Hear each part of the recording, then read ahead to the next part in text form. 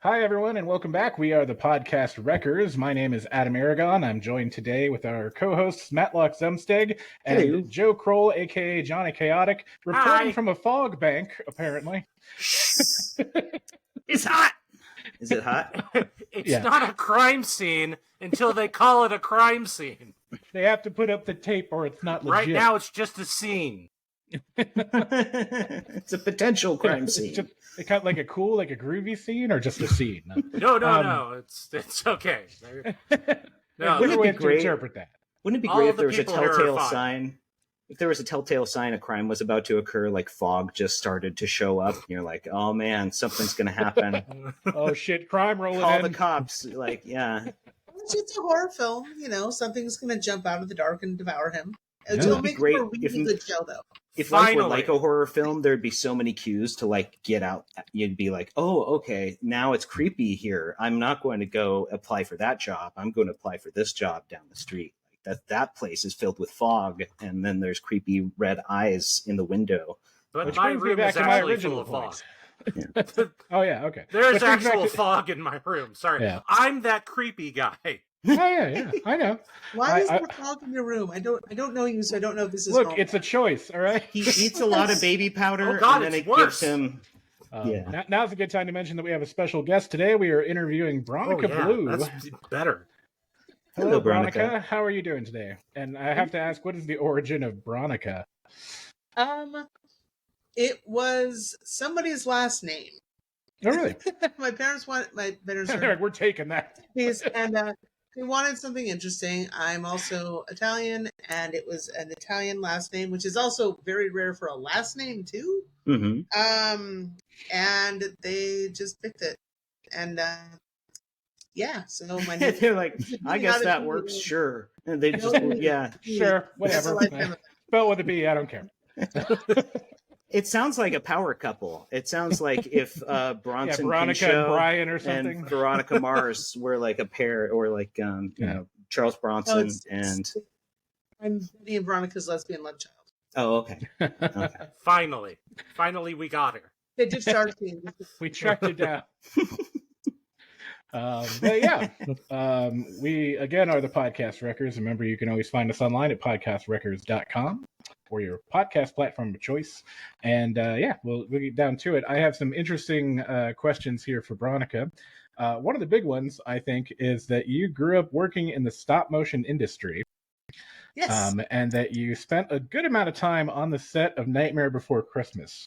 So just to be clear, I didn't work on Nightmare. Yeah, that's all right. I was very underage at the time. I was going to say you were working as a child. They were using child labor and stop motion. Like you wouldn't think very that's the deliberately industry not. for it, but No, they're like they have tiny hands. They can move them so well. I still have Children tiny are hands, suited to the. so small.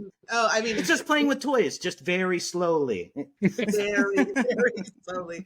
The youngest guy I think working there was 19, and don't quote me on that because I don't want him to get mad because I still know him. And I was 14 when it started. I was 18. God damn you! We're never speaking again. I'm very proud of that fact. Looked on the film, so yeah, they were still getting around. I was very underage. There were two people who absolutely knew the truth. They were there when I was born. Everyone was just big around you. You didn't know ages. You just You knew just told everybody everyone that was you're a bigger little than- person. They were a big person. I was taller than most, or I was taller than quite a few people at 14. I'm not short. But, it was really fun. That's the studio that, like the actual physical studio, not necessarily the company, because I don't think it was the same company that made all three films. But that studio also put out James Giant Peach and the animation sequences for Monkey Bone. Right. So my mom worked there for all three of those. My dad worked there for Nightmare. And I was that teenage girl hanging out on set for all of those. Been there. Everyone's dream. Right? I'm sure you all have. When, Joe? When? Who has it? During my teenage years. Okay. I was a beautiful girl. You know what? I For don't want to 1 know year. anymore. I don't want to know anymore. and I hung out on stop motion sets. Sorry to cut you off. There you go. No, it's fine.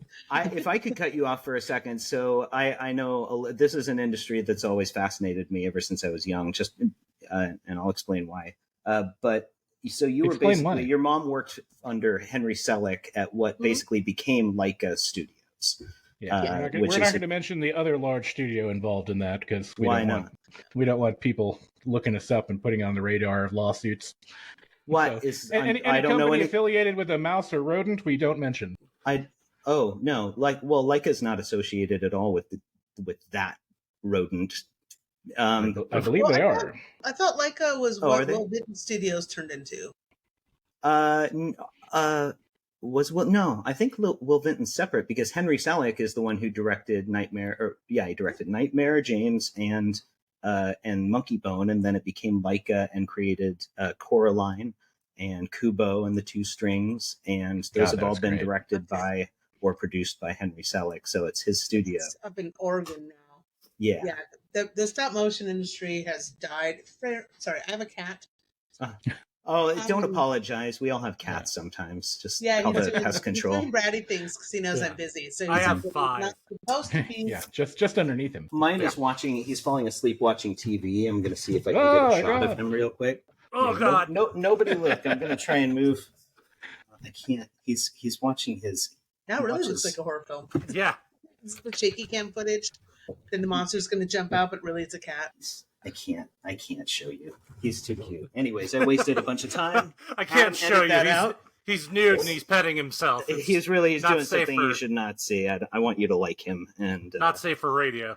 Yeah, apparently, the rodent company did have the production rights to Nightmare Before Christmas. Right, but just that one, that was his first, and it was before he started his own studio. Because they weren't James. They didn't do James and the Giant Peach, but no. That was I'm just letting you know that they were involved in that first one. But yeah, I've always hated everyone. I mean, everybody associates night. I've always hated everybody. Done. Bam. Since I was born, the moment I came out of the womb, I just was like, everyone sucks. Boo! This came out with thumbs down. This world. The head came out and he Who's got two thumbs and is a baby and hates everyone? No, but I've always hated that Tim Burton gets associated as though he did the animation himself. Yeah. Now he obviously came up with the designs, which are amazing, and the story. But now, was it written by him or Henry Selick? It was Tim. I'm going to look it up. It was directed by Henry Selick. So he came up with the story in high school. Hold on. Cat cam. He came up with the story in high school, and what they had. I say we like I was involved, but I was hanging out my parents' you were studio. There. Well.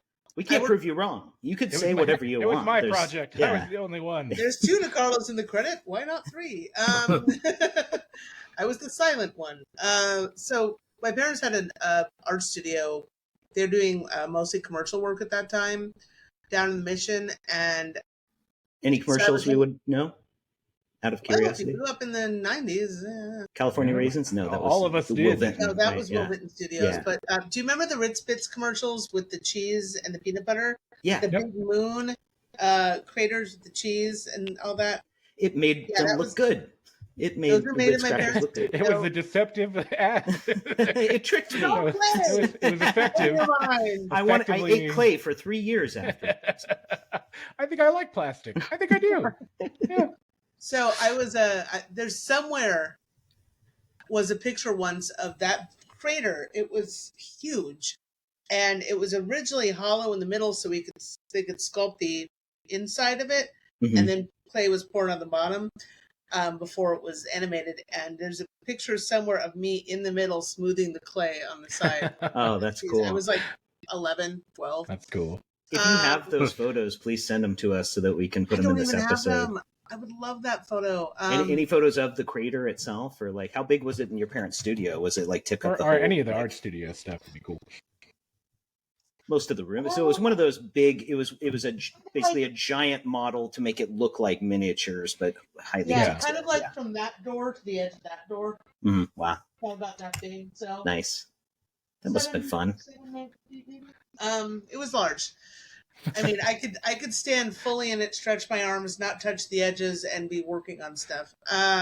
That's got to be like cool to to be a see. kid and like have your parents play with toys for a living. Like you're just watching them Oh, play yeah. with small miniatures and like going like, "We're honey, don't bother us right now. We're really busy moving this toy figure's My parents arm." weren't animators. We were That's Move the centimeter. fingers of this puppet for 9 hours. we were So he model and can do prop that. makers. The We weren't the animators. We made the Oh, stuff for okay. the animators to use. Gotcha. And my mom ran the fabrication department on the aforementioned films, which So she is the just lied department about everything. She came up with all the lies. Sure. Yeah. well, she made the puppets that the animators would destroy nice again. Her Mhm. department did all they cleaned up puppets out of the mold, painted them, like all the individual eyelashes, all the Mhm. clothes were made there, everything was done there, and then stuff gets messed up when animating. A lot Yeah. of these were latex, which doesn't react well to skin oils or being Mhm. moved a whole lot, and eventually they'd get stretched out, ripped. The paint would be nasty looking, and then they'd go Mhm. back to fabrication and be cleaned up again. Can you imagine like half of Nightmare Before Christmas? You just see like 2 thumbprints on Jack Skellington's head just get deeper throughout. Just, it doesn't get floppier as the movie goes on. He's got Well, one arm and one scene. my dad Just started melting working part at of his. Gumby, which was all clay, and yeah, that kind Mhm. of stuff would happen sometimes. Right. Will Vinton was like pure clay, all of his Mhm. stuff, and I always noticed that was what made his stuff stand out. The Noid, Michael Yeah. Jackson's Moonwalker. He did a couple things in that, like, and the What was Mark the stop Twain, motion The in Adventures of Mark Moonwalker? Twain. Oh no. Oh, God, that movie. Which has no, that's one of those movies that you remember if you saw it because there was that Oh. scene where it's I guess it's a You'd Mark know. Twain story of Satan. He's talking to Mark Twain, and Yeah. it's they don't call him Satan. He's like got some ominous Just name, Satan. but No, he's it's, just it's like scarier. It's a mask. scary. that It's a is- mask, yeah, for like a smiley, frowny theater mask, and it like gets really scary. And he's like creating a world out of clay, and then like killing the people, and it's just really dark, and the voice is creepy. But claymation, especially claymation, but also like stop motion, has always freaked me out ever I need since to I was say- really young. Yes, please. Sorry, Can I don't say mean something? to.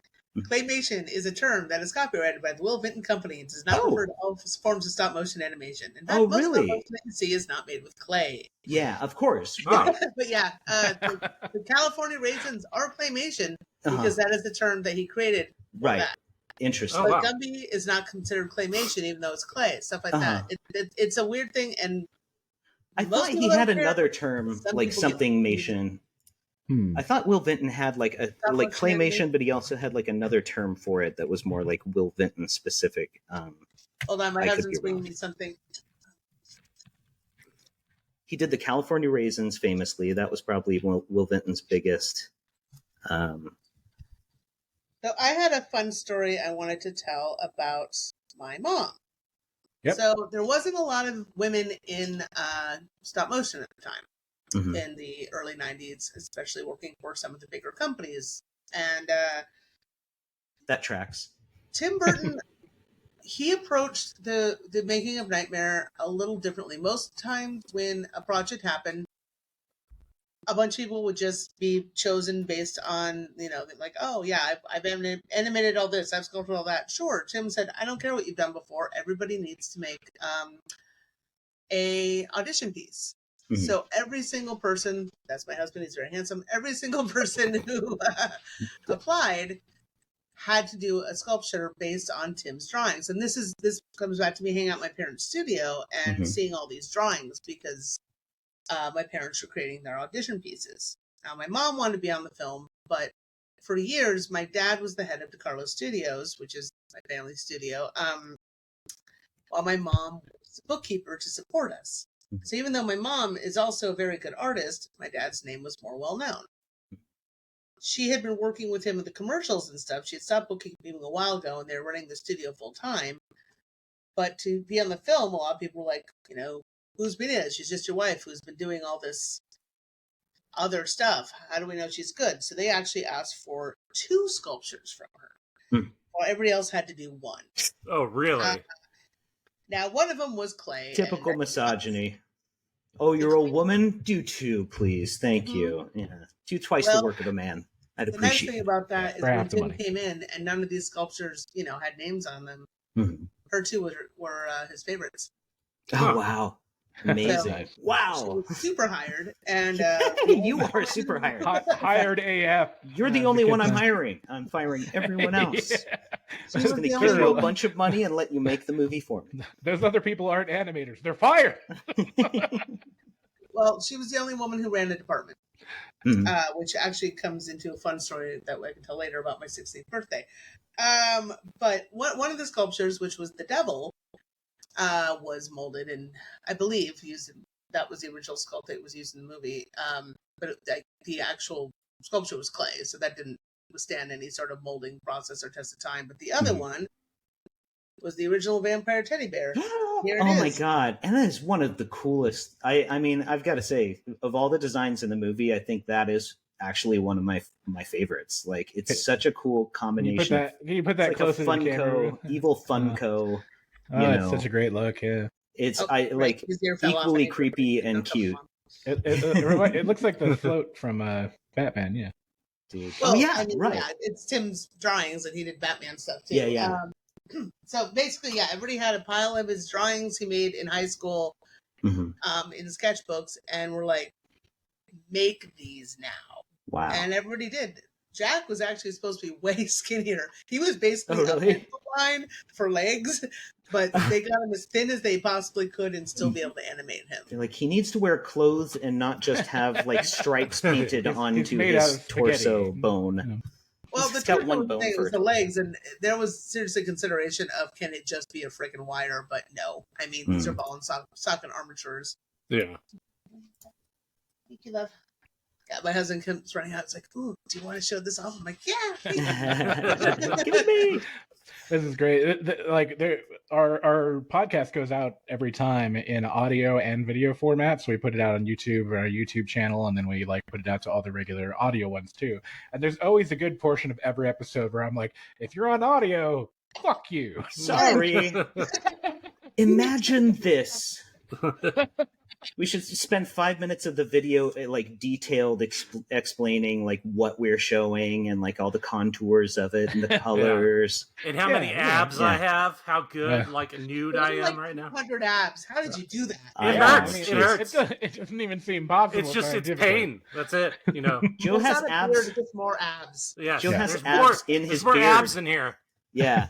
He's got Beard some abs. abs on the back of your neck. Joe, would you, for the viewers who are actually watching, would you show them Yes. the abs on the back of your neck? Wow. Check these Look out. at those. Oh my Yeah.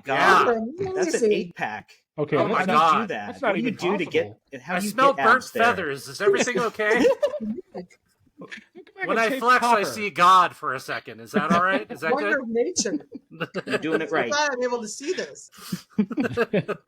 So yeah, Sorry, again, listeners at for home, the you're really audio missing out. for the audio listeners, go right to hell. Thanks for listening to the podcast records, the very visual medium. Video casts. Well, go ahead, Samantha. I just wanted to say, so my interest in stop motion started with, and you maybe you've heard of this. It's called the Nutcracker Fantasy. It was made by Sanrio, who made Hello Kitty, the Japanese Hello Kitty company. It was made in the probably mid '80s, and it is a nightmare from beginning to end. It's Go on. So there are 3 scenes that will never leave my memory, and the opening scene has and maybe I've found clips of this scene. It's I want to say the Bag Man. It's the story of this man who just appears out of the mist in the night and then watches little boys through the window, and then they see him, or he appears in their room, and they show this little boy, his hair goes up straight and he looks scared, like he's about to die. And then the bagman gets him in his bag and whisks him away and jumps off into the night sky or something. Is this a But it was metaphor for just- your childhood? It's the stop motion of it all that it's that, and you probably know what I'm talking about when they're not making enough moves in between frames. So it's very choppy stop Jerky, motion. yeah. And that jerkiness, like a Tool video, but done by someone who doesn't know what they're doing, is so disturbing and unsettling to me. that I would rent that movie for that scene and 2 or 3 others throughout, like that would just make me. I would hide behind the couch and I would just peek at the movie. And when I knew those scenes were coming, and my parents would be like, "Why are you watching this movie?" I'd be like, "It's scary," but I rent it over and over. I didn't want to own it. It was cursed. I thought it was cursed. The whole movie is actually available on YouTube. Yeah, and so I'm clipping through it right now. What's it my called? God, you make more sense to me now, Matlock. Right? Like, Doesn't that explain a lot? I was probably 6. I get you now. That, and then I saw Little Shop of Horrors in the theater at 6 years old. So, and then I watched that over 100 times, probably over the next 10 years. So those 2 things explain who I am. You don't need to know anything more about me. Yeah. A lot of why things were super choppy before and then stopped being so choppy was animatic child labor. Child No, labor. They had to get rid of the kids, so it got a lot harder to do. Well, they didn't have the children to do the labor because their hands are small enough they can do those small. Still, tiny hands.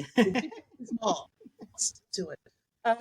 You've aged out of the industry. Just give it up. No, I'm kidding. The animatic stuff, it was just, I mean, I was very young when this stuff happened, and so I didn't fully understand it, but I remember everybody being super excited about it because, like, it allowed you to, in camera, go back to the previous frame. Mm-hmm. Whereas which you couldn't actually do that before. You're guessing. Yes. Yeah. So it suddenly everything got way smoother. Mm-hmm. By the way, if you want to look at 2 Nightmare filter films, or one in a good way, one in a, oh my God, it's so bad. And I worked on that one. The first one, look up The Sandman. Oh, that's one of my favorites. I just shared it like 3 days ago to somebody. So I was like, Paul this Berry, one, the guy who made it, honey, will you bring me the moon? That's a lot to ask, don't you think? You know what I mean? So Paul was hired to work on Nightmare, and he was, a lot of who I am was based on Paul. He always wore like a derby hat and had the crazy like Cure Robert Smith hair, but it was bright, brilliant red, and always wore like really great outlandish costume, like outfits, and super stylish. And he raised the bar for animation. Like, I've heard podcasts actually of some of my friends who animated on Nightmare about like how, then Paul Berry was there and we all had to step up our game. Like, he was fantastic. He unfortunately died pretty young of a brain tumor. Oh God. Baby, it's the moon on the mantle, the big gold one, hanging. Matlock, bring me the moon. I've done that. I have so little of my husband. Darling, bring me the moon. Pull it down from the sky. Lasso the moon and pull it down for you, my dear. I want to show this beautiful sculpture that Paul made for my 16th birthday. Oh my God! Wow, cool? His design. It'll haunt me nose, forever, but it's cool. The nose of the Sandman in that short, which is one of the greatest, that's a must watch for Halloween for me. The first time I saw the Sandman, it was on MTV, had a show like Liquid Television called Cartoon Sushi. And it was playing a lot of stuff that would play at the Spike and Mike Sick and Twisted Film Festival and things like that. But the Sandman, they had on their Halloween Cartoon Sushi. And I try and, once YouTube existed and it was on there, I had I had it on VHS. Back so when I you could had only to watch wait for something to come around recorded on TV. from TV. But it's amazing. They've got a high quality version of it that somebody uploaded recently. I did find an episode. I did find a copy of it on YouTube. I guess it's only about 10 minutes long, but it's short. It's creepy. It's horrifying. And watch past the credits. There's literally a moment where you think maybe it's over, and then the credits roll for a little bit. And if you stick through, it's like one of the creepiest images you'll see ever. And I won't spoil it for those who haven't seen it. It's got a little of a Tool video to it. Yeah. I see the scene you're talking about. The way he twitches his arms. Yeah. So, oh God. I wonder if he stole that from Paul. Fun trivia about Tool videos. One time in our younger days, I was spending the night over at Matlock's house, and he and his girlfriend at the time decided to wait until I passed out and then reenact a nightmare for me so that I would wake up in the midst of a nightmare. Right. And so they put chairs over me with sheets and made a weird dome bubble thing. And they turned on a strobe light and started blasting music and then started throwing shoes at me. And I woke up covered in blankets and shoes. What the fuck is going on? And and they pulled them out of the way. And then there's Matlock just going Some people just Just draw. like moving all weird and robotic, like. Some people just take the opportunity to draw a penis with permanent marker or a Sharpie. Matlock stepped it way up. I want you to wake up and not know if you're still dreaming or not, and question whether it's an alpha state or whether you're in REM sleep or whether life is actually a dream. Yeah. I want you to bring this up on a podcast 20 years from 20 now. years afterwards, yeah. You like to cause psychological damage to your closest friends. It was an experiment. Let's just say I was a scientist at that time, and I did safe experiments that weren't going to end in anyone's death or permanent. Did I mention he threw shoes at me? But well, not at you, over you. Lab, that's not safe. I wanted it to look like it was raining shoes, because that's obviously something that would happen in a dream. They were all baby shoes, so it was even more disturbing. Like, lot how of do you have this many shoes, Matlock, that are baby shoes? In the half hour you were passed out on the floor, I did a lot of shopping. But $3,000 I appreciate your attention to detail and your need to ruin me, basically. Well, you are my best friend, and to be fair, you had ruined me first. So,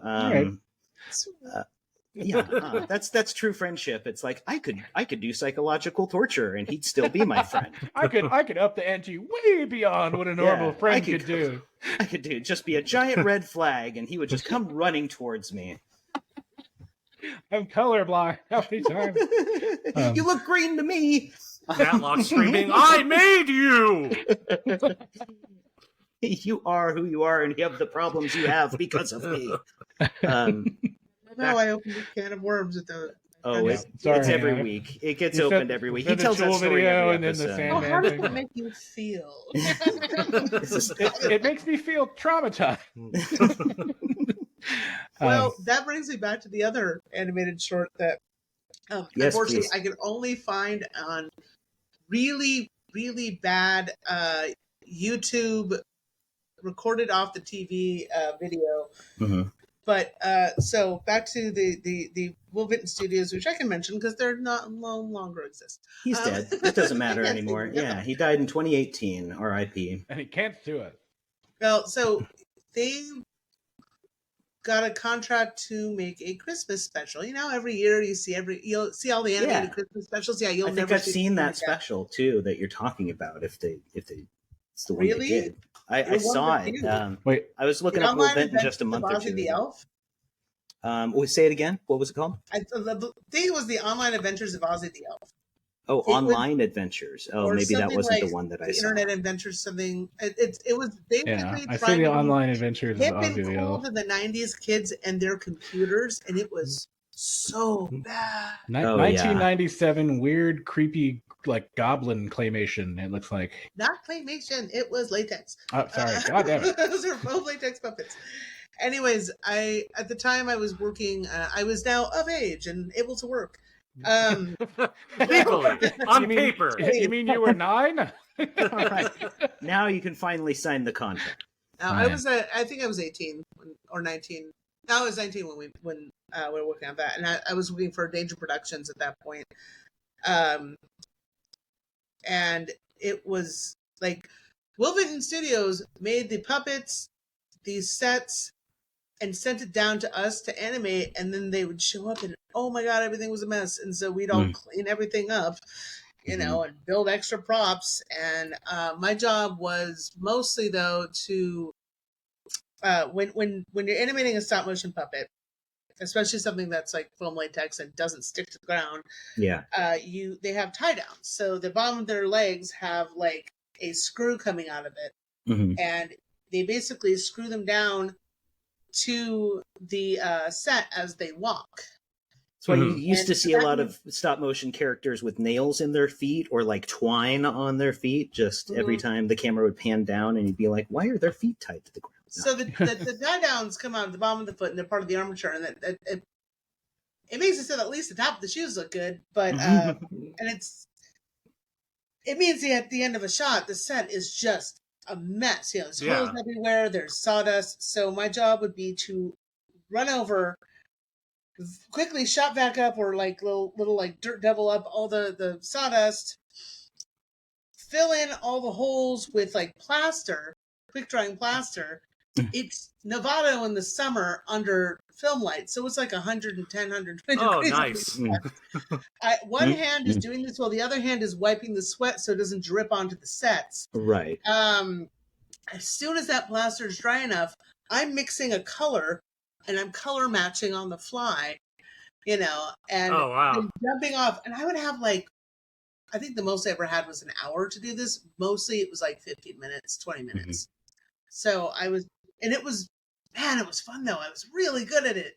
So the sad thing is when Jurassic Park and the first Pixar movie came out, stop motion died. There was a ton. Practical special effects in general, I think, took like the hugest hit ever when CG became an option. I was raised in that industry. Like I'm sitting here right now trying to make a living doing, selling butts. Yeah, right. By the way, I have these beautiful butts for sale. I do. They're very nice. They have little panties. I hand paint on them. But That's a sweet ass. It's a sweet ass. And I also have a boob hanging from my ear. But again, for our audio listeners, I hate when that happens. You might want to talk to your doctor. But wow, it's detachable boobs. Wow. That's wow. I can't believe don't what put I'm it back very. in. I can't believe what I'm very visually seeing right now. It's incredible. I just pulled an entire breast out of my ear for these. They're beautiful breasts, I have to say. For Yeah, ear breasts, incredible. they're Well probably shaped. Thank you. I made them myself. The color's a little off. They look. I don't know if that's maybe they need to get checked. You should go. Hey, maybe they're not all white, Matlock. How about that? Oh no, I just mean I've never seen an ear breast before. Sure, I you do. Matlock, I have some breast critique. I have They're a the breast wrong growing. color. I have 2 in my armpit right now, and I know those are the wrong color because they didn't start out that color. So those aren't breasts, sweetie. Yeah. Oh. I need to see a doctor now. If they start talking, then that's a real thing. They only talk in my head. That's fine. Okay. Yeah. So yeah, it was like the 90s were the golden age of stop motion animation, and the Bay Area was absolutely the hub of it, and it was super cool growing up in it. It is a bit of a bummer that I was trained in an industry for 10 years, went to 5 years of art school, and it died when I was 20. It's one of those art forms that I feel like everybody thought they could replace it, and they're still discovering that they can't replace it. But they're in denial about the fact that CG can replace what basically took. I've always pictured exactly what you described as being like the perfect culmination of artists working together collaboratively on a project that is imaginative, takes everybody involved has some essential element that they're bringing to the process. Yeah. And then the more love and care that goes into that craft, and it's all physical. Like that's the thing that I love about practical special effects is that your brain doesn't go, oh, that's CG. And in my case, no matter how good the CG is, usually my brain, consciously or unconsciously, is like, oh, that's CG. But you see a physical object like Coraline. I saw that in 3D, right? One of the only movies I've seen in 3D that I felt really made use of it because it was like staring into a diorama, and they had developed layer after layer of things in this diorama. There's one scene in the kitchen, and if you ever saw it in 3D, it's like the most boring looking scene. It's a rainy day outside, but it looks like you're staring through the window, which has rain dripping on it. And then behind it, you see rain dripping. And 3D works best when you're looking into the screen, not when it's popping out, but when it's used to add depth to the image. Well, I think and then in the background, there's trees like waving in the distance, like all these tiny details and it's the fact that it's all physical and your brain is going like, that's a real thing. Well, the key difference to the 3D on that one versus a lot of other things is that there's a lot of a lot of modern movies make 3D like fake, like they split the frame and turn it into 3D. And so there are very few things that are genuinely filmed with like 2 eyeball cameras, like dual cameras. And I'm sure and stop motion is particularly suited to that because point 1 camera or 2 cameras at it, it's you can always manipulate it and work around it. So like it's the best 3D you're ever going to see is probably stop motion 3D footage. But the industry that surrounded stop motion and animatronics at the time that I think some of the best movies utilizing that technology existed, when CG came around, it was all about the bottom line and the fact that you could hire half as many people to do something that was cutting edge and like a fad, like, oh, this movie's got CG in it. Oh, they've got a new CG monster. I've never seen a CG monster before. By now, 30 years later, 20 years later, we're sick of, like, I feel like we're pushing, like, CG works for the royal we. It works for replacing matte paintings and for doing like planets and stuff that even then I think could be done well with models, but it's like, it still saves you money. But if you can eliminate the CG and do it all with physical animatronics or stop motion, I think it's done well. It's better. These days, CG might be more expensive. Honestly, like a lot of that. During quarantine, to get it good, yeah. If you want really high quality. 2 years, I started trying to learn, and I mean, I barely scratched the surface. Man, well, now AI will do it for you, and then you just need to have someone clean it up. It's just a matter of someone cleaning up what the AI makes from here on out. But I think I don't know if AI is going to be able to do stop motion. I mean, maybe that's still something that like the industry could come back to, or like I just would love to see, and I feel like there is like people wanting more practical special effects and even stop motion, and people who have clung to that dream of that, like still being a part of the media landscape for the past 30 years. I like things like we can't say things of companies, but let's see. I mention like an IP companies that I'm missing one of my favorites. Here we go. That may or may not use both.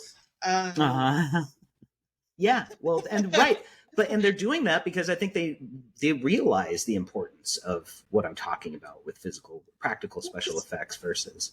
I just love movies. I love seeing fantastical ideas come to life. Like, I'm a huge sci-fi fan. My first memory is seeing Empire Strikes Back in the theater with my dad. That's my first memory. Oh, wow. I saw it in a drive-in when I was 3 or something, and it's one of my first memories too. Is like Yoda. How? Yeah, probably 42, 43-ish. Yeah. Oh, am I wrong? I'm 46. Oh, well then I was younger than 3. Maybe you saw Return of the Jedi then. You were sub 3. I seemed maybe no. I have to think. He was on Dagobah for most of Empire? No, which was the Jedi? One with Yoda. Oh no, Yoda died in so it was. I remember Yoda dying in Jedi, and I hadn't seen the 2 before, and I was only 2. So God! Why is the Green Man dying? Well, my first memory is looking stuffed into a tauntaun and smelling bad. Anyways, I love. And now I'm messed up inside. I saw Dark Crystal in the theater and Ghostbusters. I thought it smelled bad on the outside. Oh my god, they did these little odd guys and suck their. Oh my god, yeah, the Dark Crystal. I blacked it out for years, and then I finally rewatched it. My grandma was like, "Oh, here's a movie that Matt should enjoy. He's 3. Should be fun. We'll see it in the theater." And the Gelflings were the scariest thing. Like the Skeksis, I had no problem with the Skeksis, but the Gelflings were so that uncanny valley. Of just them looking almost human, but off in an elfy way, but also just fake and dead eyes.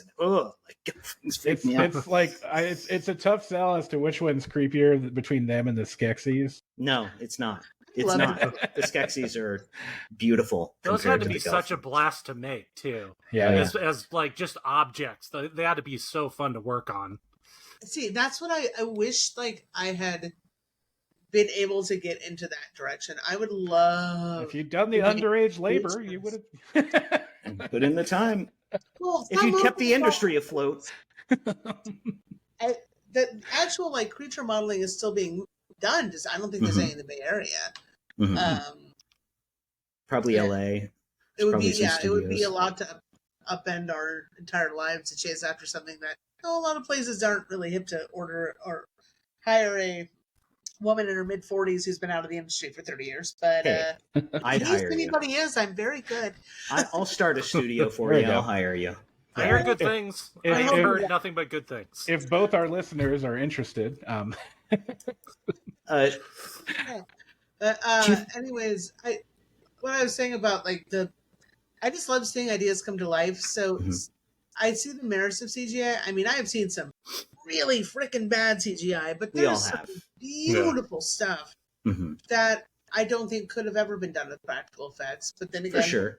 There's a time and a place for both, right? It does age. It does age more poorly, I think, than stop motion, because stop motion's always going to have a certain feel and look to it, no matter whether it's done in the 70s or today. But computer animation, you look back at any movie 10 years old, and if there's a lot of CG, it stands out, and it looks. Your eyes just recognize, because you've seen so much of it and so much better stuff over a 10-year period. You watch the original Toy Story, and it's like it needs an update. Like it's this is version 1.0, and it's everybody's really clunky and they can't even show the human faces. I wonder if they're able to do that. I don't know if I'm putting this idea out into the ether and like someone's going to do it. That company any more money. Yeah, well, I was going to say they've been remaking animated movies in live action, which I absolutely do not like. They better as animated. They're fine. Leave them the fuck alone. Right. But it would be interesting if they took the movies that are CG, like Toy Story or something like that, and just remastered it, like literally like re-rendered the same character models, but with like modern rendering technology. Right, I approve of that, like an update to the graphics of the time. It's something you could only do with like a CG movie, is you could literally like frame for frame have the exact same movie, but just look better. I don't know. I have a quick story about Toy Story 2. So I talked a lot about what my mom did, but when Nightmare ended, my dad did a bunch of other stuff, including work on Bump of the Night, which I did too. It was great. Nice. But my dad ended up working for Pixar, because back then it was really hard to make it, like the technology that we have today, where I can just open Maya and literally like make whatever in pretty short amount of time. Back then, you couldn't just make a model like that. It was easier to sculpt and then bitmap a sculpture. So a lot of the stuff for like Bug's Life, and I think there was some Toy Story stuff too. I don't know. Some of the early Pixar films, they had physical models. A lot of the sculptures are made by my dad, and my wow. mom and I helped sand them down. And so technically, I worked on some Pixar films. Oh my gosh! We don't talk about that. I was 18. I was 18. It was under DeCarlo Studios. I just helped out sanding what my dad sculpted to make them really smooth with the bit mapping. But a fun thing in Toy Story 2. They, the kid, I forget his name, he had a real dog. There was a Slinky Dachshund, but then he had a real pet Dachshund. Yeah. And that dog was voiced by my dog, who was a Dachshund. Oh, right on. That's awesome. Guinness, and she did not get film credit, and I'm very angry about that. She got paid, though, right? She got paid. I mean, that's Toy Story money. She got that. She had it in a 401k. She held on to it, gave it to her puppies when she the richest dog in the Lower East, Well, yeah. To sculpt, my dad based it on her, and then they're trying to get a dog voice actor. And my dad's like, I literally have a dachshund, and I work here, and so he brought her in. That's and awesome. It sucks because like it's all her nervous barks because she was really nervous. But the one thing they did is they got her yawn squeak, or at one point the dog yawns and squeaks. Yeah. What Guinness did, and I was so excited that they got her yawn squeak. I mean, that's so cool to have your dog immortalized that way. Yeah. My little Guinness was a movie star. Oh, and then Jim Varney took all the credit. Yeah. Oh yeah, that was me. Why does he sound like I did Beavis? that too. I can squeak yawn. Why does Jim Varney sound like Beavis? I haven't done an Ernest since I was in elementary school, so don't ask me to do an Ernest impression. Can you do a Jim Varney impression? Just smoke a million cigarettes. That's all you got to do. Hey, Vern. Hey, Vern. I'm Ernest. I don't know. That's the best. And that's your reel. That's the reel you send everywhere. SNL won't call me back. I don't know why. Yeah, it's because they're afraid of your genius. Yeah. I'm Vin Diesel. Here's my Christopher Walken. I'm Christopher Walken. Christopher Walken. Right. Look, I wanted to say two things about what you just mentioned. With Star Wars, you can have one. Okay, well then I'll use the Star Wars one. I don't know. Can we use that IP? I think it's for you can say the words together and you're not going to get fined. So in the Star War Wars, of Stars. When I try to close. Yeah, right, but distant, far enough away they're not going to sue. Yeah, when I think of practical special effects and what I was explaining, how your brain kind of recognizes a real thing versus a CG thing, I always think of Han Solo when the Millennium Falcon is in that cave, right? And this is when I came up with this theory. Like, it's in the cave, but it's really like in the mouth of a creature, isn't it? Like in that crater. So at one point, like, you just see on the windshield of the Millennium Falcon, like this wing flap against it. And it's those like bats that are living in the cave or in the creature's stomach or whatever. Yeah. And I remember seeing that. Yes, and Minox, yes. Yeah, thank you. Thank you for clarifying. I don't want to get that wrong. The Minoc. The Minoc wing flaps against the windshield. And I remember having like a visceral reaction to it, specifically because I knew it was a physical thing that I associated with being a real creature.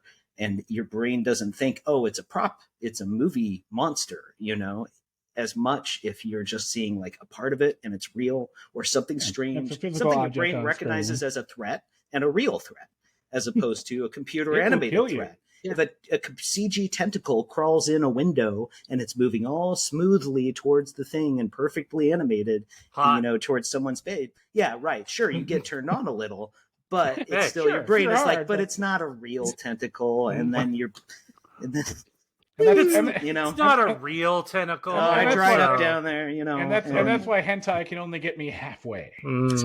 But one of the points I've heard made about stop motion is that it is more realistic in that the movement is less fluid, and things in real life don't move perfect and fluidly. And part of what makes animating computer animation difficult nowadays is you have to make it look less. You have to put in the imperfections. Yeah. You have to add imperfection, whereas stop motion lends itself to imperfection and stuff like that. Yeah. And a lot of people who are animating have said, like, you start out with an idea of how the character's going to move, but as you move it, like, things change and you have to make adjustments, and it's never quite how you imagined it, but it doesn't necessarily look bad because of that. In fact, if anything, it adds a certain reality to.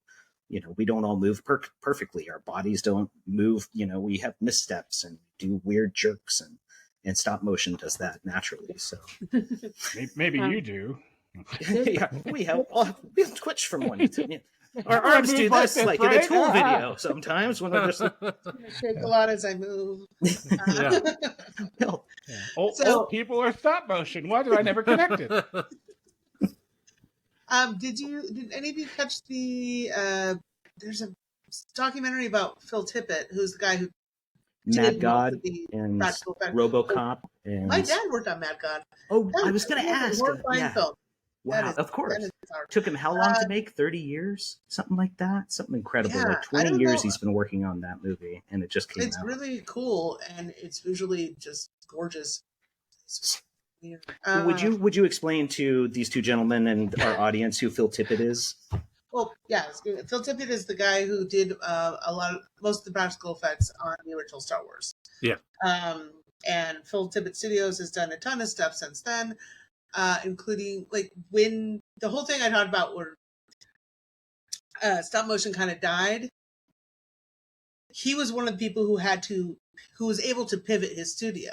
Mm-hmm. They were strictly a practical effects studio, and when Jurassic Park happened, they were making, their big rubber dinosaurs, and the company was like, well, we're just going to try computer animation.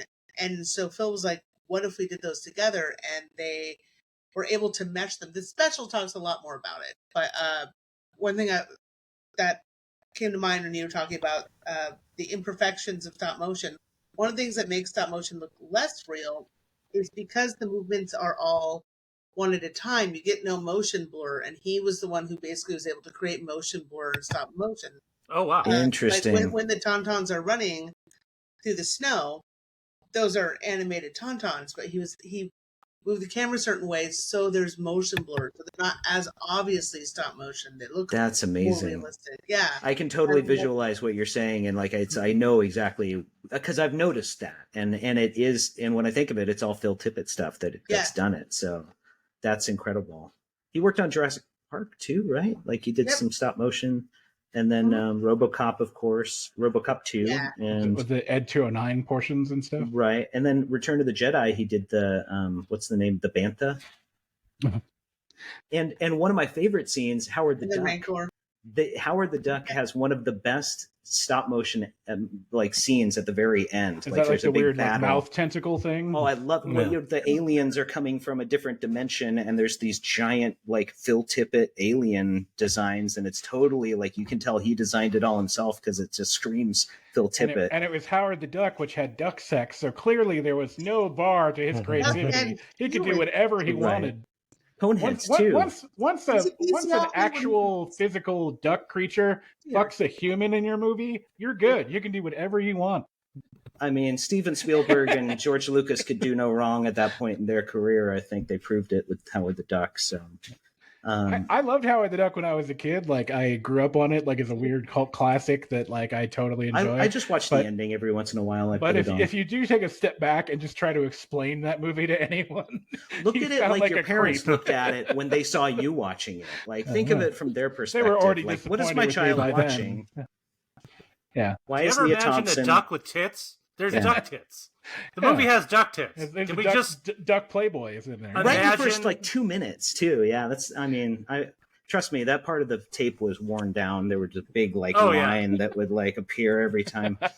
Oh, God. I tell you, I'm into furries. Okay, anyways. That is Yes, great. and please stop Watch telling Howard us the Duck every a episode. lot. I say. wants a show, wants every show. He's got I to was- say it. I was very slip unsupervised it in as there. a child. My We parents almost let made me it. watch We almost made it whatever. through an episode. Yeah. So close. First time, almost. Promise. Yeah. One of these episodes, I won't bring it up. That should be the catchphrase for this show. Just duck tits. Yeah, that can be that'll be the title. See if YouTube will let that fly as Can a we call title for the episode. call this episode "Duck Tits"? A woo! We'll find- please try. I don't know how to spell that, but I'm going to try. Well, Duck tits and duck YouTube will be so confused it won't be able to flag you. It's either going to like shoot to the top of the charts or never get seen by you. Right. This is just a series of nonsense words. I can't. This is AI or something. Duck tits. It's a word and a verb and We a. have a lot of boobs, like ear tits, armpit tits, duck Yeah. tits. We just keep coming back to tits. It's fine. I mean, who doesn't? I come back to mine all the time. Well, I don't know how rated this show is, so I will not. You know, There's no rating. There is no rating. One might be created. Let's see what you have. You don't know. Oh, I know. Joe- Not Joe- that I've had them, but I've lived with people with them, and I know the stuff. Joe, whip it out. Show them how much we don't care. Hold on. I'm gonna have to move some things. Let's test YouTube's limits today. I want to see what'll get you banned. Not that video. I mean, your whole account. See exactly how many frames we need to edit out of. Yeah. If the captions work on this, then we're fired. Yeah. If this gets transcribed, we're in trouble. Yeah. Lot of tits. Oh my God. So Have you- Nightmares of Duck Tits, which should be the name of this episode. Nightmares Nightmare Before and Duck Duck Tits. Tits. So we Nightmare have a Before lot of Duck Tits. Nightmare, Night Before Christmas, Mhm. Nightmares animation, And a then Duck lot of Tits. Howard the Duck and Duck Tits. Okay. I love have that a- I can't a lot stop of- saying that. It's so fun. It to took us say an Duck hour to Tits. get to a theme, but here we are. We always find one by the end. Yeah. So our theme was, anyways. I just wanted to say one last thing. So Mad God's amazing. I don't know if it's necessarily good, but it's amazing. If that makes sense. Like it didn't make sense. And as I watched it, I was like, I'm waiting for a plot to develop, and it just I seems like finally it's a found series of images. Oh yeah, you found a plot. Yeah. You found Yeah. the plot. I did Buried know under one it takes frame. a little bit to realize what's going on, Mhm. but yeah, eventually I found the plot. I've now since forgotten it, so don't ask Just me. picture But at the sinking time- into hell. That's it. Like half an hour of stop motion sinking into hell. Oh, And I can imagine that. it's pretty amazing. Took him 30 years to make. It's not a movie that anybody who doesn't totally appreciate stop motion is going to like be dying to Oh. see, but it's worth watching. But It's not stop motion, but what that reminds me of is I only discovered this recently, although it's actually been out for quite a long time. And any of you ever seen the anime Red Line? no, So I saw that in Oakland at the what's the name of that movie theater where they have like couches for seats and stuff? the Parkway. cool Parkway, New Parkway. yeah, That's right. mhm. Yeah. So I was at New Parkway in Oakland, and they had like anime nights, and it's such a great theater and such a cool place in Oh, Oakland. I'm looking at And- it. But I was there and they just randomly for anime night were to watch Redline, and I was like, I like anime. I've seen a lot of anime. I've never heard of this movie. And then I watch it, and they give a little prep beforehand, and apparently it's like one of the last purely hand drawn animes. Like it's all 100% hand drawn, and it took like 8 years or something like that, like 8 or 9 years to make. And like the amount of time and effort was too much, and the budget ran out, and they got it back, and yada yada. And the movie like is almost nonsensical in terms of plot, but it's like the most stylish, fascinating, insane visual trip you'll ever looking see. at it almost reminds me of like Persona 5 or something. Like it's very kinda, hyper stylized, like heavy line drawing. Yeah, the whole concept of the movie is speed. Like you're there, it's all about a giant race in space with like weird creatures and stuff like that. And so the concept of like every scene, they're upping the ante on how fast they're going. And using like really weird artistic techniques to like represent that. And it's just insane. Like, yeah, by the end of it, you just feel like you've done a bunch of cocaine. It's crazy. It reminds me of, there was a animated short. If I think of it, I'll let you know. It was on Liquid Television. They'd show it like in multiple episodes, but it was just this anime of a guy in a race car going around a futuristic track. And it's like he's going forever. And I think he's going faster and faster. And it's just really well animated, lots of blurry lights, looks like Akira or something. And then like, can't remember if his face melts or he starts like growing old or like something really trippy. If I find it, I'll post it and you can show it. If you guys get a chance and you haven't seen it, check out Redline. It's out there on some of the screenings and like YouTube and stuff. It's actually like really fun, and like watch it with a couple of friends. I'd be remiss. Really good pompadour, like super high. Oh yeah, oh yeah, dude. That pompadour doesn't even. It's more pompadour than man. That man. It's out of control. I'd be remiss not to bring up Jan Svankmajer before we go. I assume you're familiar with the work of Jan Svankmajer, and if not, then check it out. Throw down the gauntlet, sir. How about my obscure Swedish stop motion guy? No, Czechoslovakian. He's a Czech animator. Czechoslovakian, so it's not weird. Before we go, let's talk about Czechoslovakian stop motion animation for a minute, shall we? Why not? So every time, it's always furries and this. Yeah. No, this is like 3 episodes I've probably brought both of those things up in combination.